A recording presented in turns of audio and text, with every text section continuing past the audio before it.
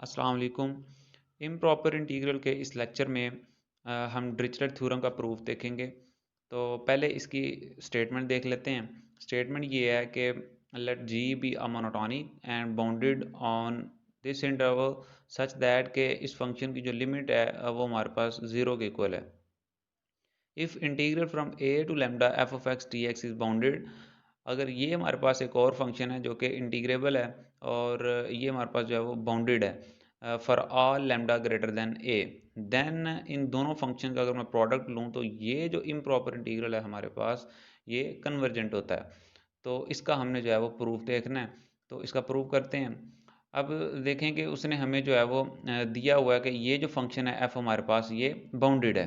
तो अगर ये हमारे पास बाउंडेड है then according to definition of a bounded integral there exist a real number capital M such that कि ये कंडीशन होल्ड करे, मींस कि ये जो इंटीग्रल है हमारे पास इसके सारे एलिमेंट्स जो हैं वो किसी पॉजिटिव रियल नंबर से छोटे आएंगे।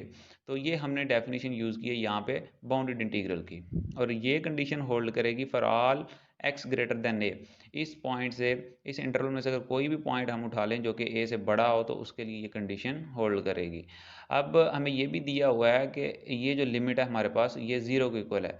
तो अगर ये लिमिट जो है वो ज़ीरो के इक्वल है then according to definition of limit of a function हमारे पास क्या होगा कि for a real number epsilon greater than zero there exist a natural number k such that ये कंडीशन होल्ड करे। यहाँ पे हमने लिमिट ऑफ अ फंक्शन की डेफिनेशन यूज़ की है, मीन्स कि इसकी लिमिट जो है हमारे पास वो ज़ीरो है। तो ये हमारे पास बेसिकली पहले इस फॉर्म में आना था, g of x minus zero lesser than epsilon by 4m, और g of zero minus g of x minus zero का मॉड जो है वो जी ऑफ एक्स के इक्वल है।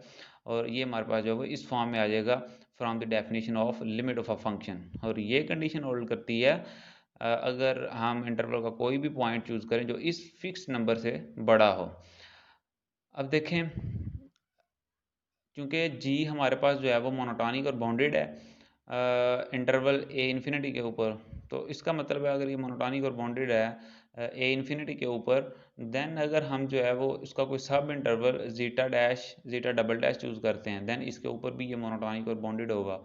और हमें पता है कि एफ़ हमें जो दिया हुआ है वो हमें जो है वो रोमन इंटीग्रेबल दिया हुआ है, और इसके अलावा हमें जो है ये बाउंडेड दिया हुआ है कि ये हमारे पास जो है वो बाउंडेड फंक्शन है। तो अगर ये इंटीग्रेबल और बाउंडेड है देन इट मीन्स कि ये कंटिन्यूस होगा किसी इंटरवल के किसी पॉइंट के ऊपर। तो अब देखिए कि यहाँ पे हमारे पास जी एक ऐसा फंक्शन है जो कि मोनोटॉनिक भी है और बाउंडेड भी है, और एफ एक ऐसा फंक्शन है जो कि कॉन्टीन्यूस है इंटरवल के किसी पॉइंट के ऊपर। Then according to definition of second mean value theorem, या हम कह सकते हैं कि mean value theorem for integrals, उसकी डेफिनेशन के मुताबिक हमारे पास जो है वो ये इंटीग्रल इस इंटरवल के ऊपर इन दोनों का जो प्रोडक्ट है वो इस फॉर्म में लिखा जा सकता है। ये यूज़ किया मैंने सेकंड मीन वैल्यू थ्योरम, या कह सकते हैं कि mean value theorem for integrals. तो उसके मुताबिक इस इंटरवल के ऊपर इन दोनों की जो इंटीग्रेशन है वो इस तरह हम लिख सकते हैं, यानी कि जी ऑफ जीटा डैश पहले लिखेंगे और integration from zeta dash to c वो पॉइंट लिखेंगे जिसके ऊपर एफ हमारा कंटिन्यूस है। इसी तरह सी से zeta double dash f of x d x. अब अगर मैं दोनों तरफ मॉड अप्लाई करूँ देन इसकी जो है वो ये फॉर्म आ जाएगी। अब according to property of a mod, अगर मॉड को जो है वो अलग-अलग कर दें तो ये हमारे पास जो है वो इनइक्वालिटी इंट्रोड्यूस हो जाएगी। यहाँ पे मॉड जो है मैंने इसका अलग कर दिया, इसका मॉड अलग कर दिया और इसका मॉड अलग कर दिया, तो इसकी वजह से हमारे पास जो है ये इनइक्वालिटी इंट्रोड्यूस हो चुकी है। अब देखें कि हमने जो है पीछे प्रूव किया है अभी कि लिमिट जो है, चूंकि जी की हमारे पास जो लिमिट है वो हमारे पास ज़ीरो की इक्वल थी, तो इसकी डेफिनेशन को यूज़ करते हुए हमने ये इनइक्वालिटी बनाई, और ये इनइक्वालिटी जो है वो ट्रू है for all numbers which are greater than from this fix number. अब देखें एक्स, अगर हम कोई भी फिक्स नंबर चूज़ करें जो कि एक्स, हम कोई भी इंटरवल का पॉइंट चूज़ करें जो कि इस फिक्स नंबर से बड़ा हो, देन ये इनइक्वालिटी जो है वो उस फिक्स नंबर के लिए ट्रू होगी। इट मीन्स कि अगर हम जीटा कोई ऐसा नंबर जो है वो चूज़ करते हैं जो कि इस फिक्स नंबर से बड़ा है, देन इट मीन्स कि ये जो इनइक्वालिटी है ये फिर उस नंबर के लिए भी ट्रू होगी। तो इसका मतलब है फिर हम जो है वो इसे इस फॉर्म में लिख सकते हैं, ये जो इनइक्वालिटी है फिर इस फॉर्म में आ जाएगी। इस तरह ये चूंकि बाउंडेड था हमारे पास, देखें ये बाउंडेड था for all lambda greater than के, ये हमारे पास जो है वो बाउंडेड फंक्शन था for all x greater than A. Means कि अगर हम कोई ऐसा पॉइंट चूज़ कर लें जो इस फिक्स नंबर से जो है वो बड़ा है, देन इट मीन्स कि ये जो है वो बाउंडेड होगा फंक्शन उस पॉइंट के लिए भी। तो इसका मतलब है कि अगर मैं यहाँ पे जीटा डैश या जीटा डबल डैश चूज़ करता हूँ तो इनके लिए भी हमारे पास जो है ये कंडीशन ट्रू होगी, मीन्स कि ये बाउंडेड होंगे।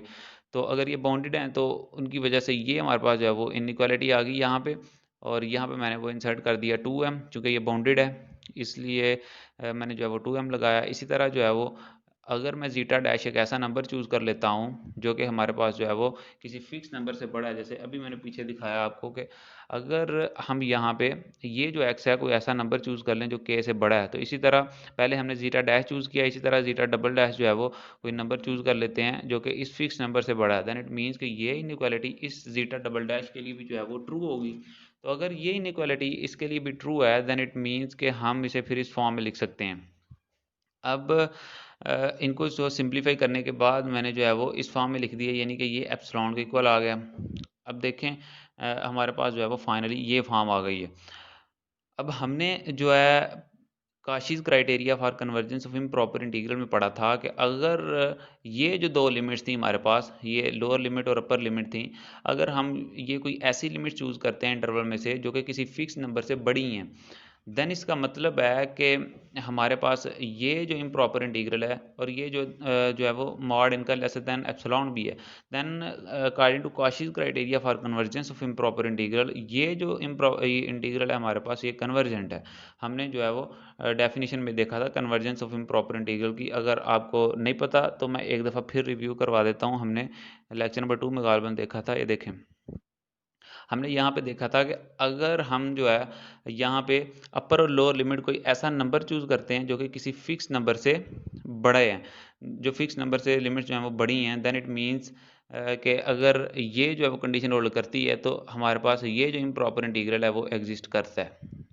एक दफ़ा फिर मैं बता देता हूँ कि अगर हम लोअर लिमिट और अपर लिमिट किसी फिक्स्ड नंबर से जो है वो बड़ी चूज़ करते हैं और हमारे पास ये कंडीशन जो है वो सेटिस्फाई हो जाती है, मीन्स के mod integration from lambda dash to lambda double dash f of x d x mod lesser than epsilon, अगर ये कंडीशन हमारे पास इन दो नंबर्स के लिए जो है वो ट्रू होती है और अगर ये कंडीशन होल्ड कर जाती है, देन इट मीन्स कि ये जो इम्प्रॉपर इंटीग्रल है ए से इन्फिनिटी ये भी एग्जिस्ट करता है। ये हमने लेक्चर नंबर 2 में काशीज क्राइटेरिया पढ़ा था। तो इसका मतलब है अगर ये जो है वो कंडीशन होल्ड करती है तो हमारे पास इम्प्रॉपर इंटीग्रल जो है वो एग्जिस्ट करेगा। तो यही सिचुएशन यहाँ पे पैदा हो गई है। तो इसका मतलब है अगर ये जो क्राइटेरिया जो है वो होल्ड कर रहा है तो इसका मतलब है ये जो इम्प्रॉपर इंटीग्रल है, improper integral a to infinity f of x d x g of x d x जो है ये भी कन्वर्जेंट होगा। तो यही हमने जो है वो प्रूव करना था कि ये हमारे पास जो है वो इंटीग्रल था जो इम्प्रॉपर इंटीग्रल ये कन्वर्जेंट होगा। यहाँ पे ये डी एक्स नहीं है, ये dot G of x into D x है, तो ये हमारे पास जो है वो कन्वर्जेंट होगा। तो यही जो है वो प्रूफ था डिरिचलेट थ्योरम का।